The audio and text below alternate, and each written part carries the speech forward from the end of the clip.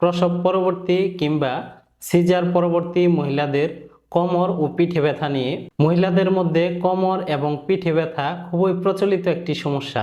বিশেষ করে প্রসব পরবর্তী বা সিজার পরবর্তী সময়ে মহিলাদের মধ্যে এই সমস্যাটা বেশি দেখা দেয়। প্রসব পরবর্তী মহিলাদের কোমর এবং পিঠে ব্যথা বেশি হওয়ার কারণ হচ্ছে বেড পোস্চার বা সঠিক অঙ্গভঙ্গির কারণে হয়ে থাকে।